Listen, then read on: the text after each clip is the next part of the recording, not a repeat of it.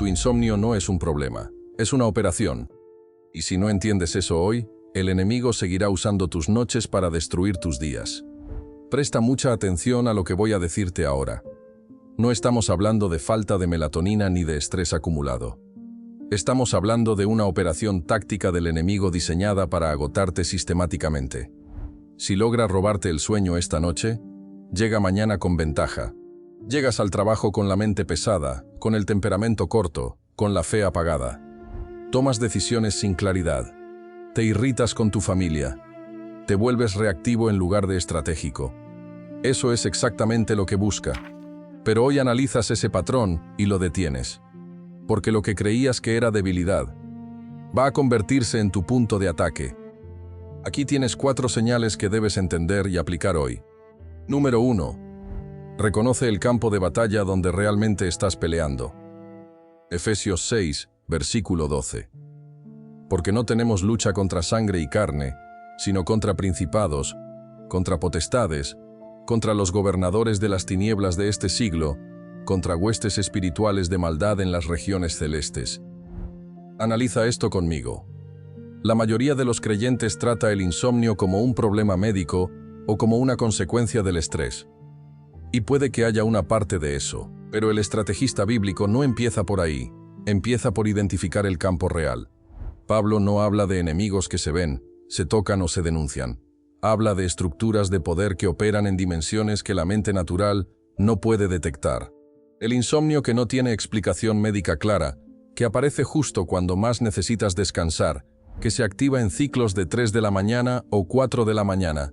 Ese no es tu cuerpo fallando. Ese es el campo de batalla abierto sobre tu casa. Mira bien esto. Conozco hombres que trabajan 12 horas en la construcción, el cuerpo molido, los pies destruidos. Se recuestan y no pueden dormir. Conozco mujeres que cargan con 3 hijos, la jornada laboral, las facturas y la casa, y cuando finalmente se acuestan, la mente se dispara como si acabaran de tomar café. No es cansancio, es interferencia. Y el primer paso táctico es llamarlo por su nombre real. El insomnio espiritual es territorio que no has reclamado, pero el siguiente nivel es aún más crítico. Número 2. La madrugada tiene una frecuencia que el día no posee. Salmo 119, versículo 147. Me anticipé al alba y clamé. En tu palabra esperé. El salmista no esperó a que amaneciera para buscar a Dios. Se levantó antes que el sol. Antes que el ruido, antes que las notificaciones del teléfono, antes que la lista de tareas, antes que el mundo tuviera acceso a su mente. Esto no es poesía, es táctica. Existe una ventana entre las 2 y las 5 de la mañana donde la actividad espiritual es intensa, donde la frontera entre lo visible y lo invisible se adelgaza, y donde el creyente que está despierto y consciente tiene una ventaja que el que duerme no tiene. ¿Comprendes la gravedad de esto?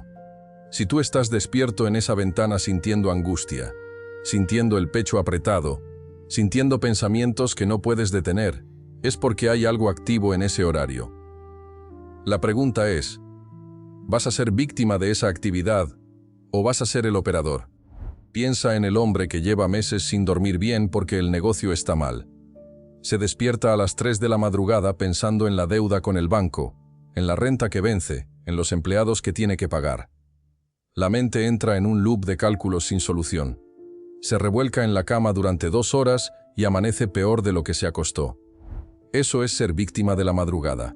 Pero si ese mismo hombre se levanta, pone los pies en el suelo y abre la boca para declarar la palabra, cambia de posición. Deja de ser el que recibe el ataque y se convierte en el que ocupa el territorio. La madrugada no es tu enemiga, es tu turno de guardia. Avanzamos al número 3. Número 3. Levantar un altar es instalar un campo de fuerza permanente. Génesis 12, versículo 8. Y se pasó de allí a un monte al oriente de Betel, y plantó su tienda, y edificó allí altar a Jehová, e invocó el nombre de Jehová. Abraham no construía altares para recordar lo que Dios había hecho. Los construía para marcar territorio, para anclar la presencia de Dios en un lugar físico. El altar era una declaración territorial. Este suelo ya tiene dueño. En el contexto de tu casa y de tu vida moderna, Levantar un altar en la madrugada no significa encender velas ni adoptar rituales vacíos. Significa esto, establecer un punto de encuentro consistente en un lugar específico de tu hogar, donde tú te posicionas frente a Dios con intención deliberada, con la palabra en la boca, con adoración que no es emocional sino estratégica. Analiza esto conmigo.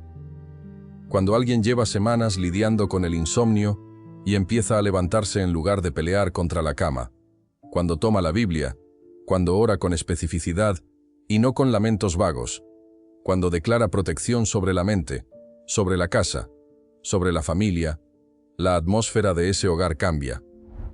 No en meses. En días, porque estás alterando la frecuencia del espacio donde vives. Esto no es casualidad y no es misticismo vacío. Es la ley espiritual del altar activo, donde estableces encuentro consistente, estableces jurisdicción. Pero hay un cuarto nivel que pocos creyentes están dispuestos a sostener. Número 4. La consistencia nocturna forja un blindaje que el día no puede construir. Isaías 40, versículo 29. Él da esfuerzo al cansado y multiplica las fuerzas al que no tiene ningunas. Esto no es un versículo de consuelo, es un versículo de ley. La promesa aquí no es para el que duerme 8 horas tranquilo, es para el que está cansado y aún así se levanta, para el que no tiene fuerzas y aún así posiciona su cuerpo en obediencia. El mecanismo divino de multiplicación de fuerzas se activa precisamente en el punto donde el ser humano llega a su límite y elige no retroceder. Mira bien lo que esto significa en términos prácticos. El hombre que lleva meses con la ansiedad encima, que se despierta con el corazón acelerado porque la inflación le comió los ahorros, porque el jefe lo presiona, porque el cuerpo ya no aguanta el ritmo, ese hombre que en lugar de revisar el teléfono a las 3 de la mañana, en lugar de scrollear noticias o videos que no lo llevan a ningún lugar, se levanta y declara la palabra con la voz quebrada y los ojos hinchados, ese hombre está activando la ley de multiplicación, no porque se sienta fuerte, sino porque eligió obedecer cuando menos tenía. La fortaleza que se construye en la madrugada no la quita el día más difícil. Y ahora necesito hablarte directamente. Si ya caíste en este patrón antes, si ya hubo noches donde intentaste orar y la mente se dispersó, donde cerraste la Biblia después de 3 minutos porque el sueño no llegaba y la frustración sí. No cargas esa derrota hoy. El entrenamiento de Dios no registra intentos fallidos como fracasos permanentes. Los registra como datos de tu proceso. Y si eres el que está agotado de esperar, el que lleva meses pidiendo cambio y no ve resultado, el que se pregunta si el silencio de Dios es señal de abandono, escúchame con claridad. El silencio de Dios, en la madrugada, no es ausencia, es la sala de entrenamiento más silenciosa del universo. El atleta que entrena en el frío, sin público, sin aplausos, sin resultados visibles, es el que gana cuando llega la competencia. Tú estás en ese entrenamiento ahora mismo. No llegaste hasta aquí por casualidad. Si este mensaje te armó para la batalla, envíaselo a esa persona que necesita despertar y blindar su mente hoy. Tal vez no sabe que lo necesita, pero Dios sí. Deja tu me gusta y suscríbete a Mensajes Atemporales para forjar una fe inquebrantable. El soldado fiel no descansa, se reposiciona.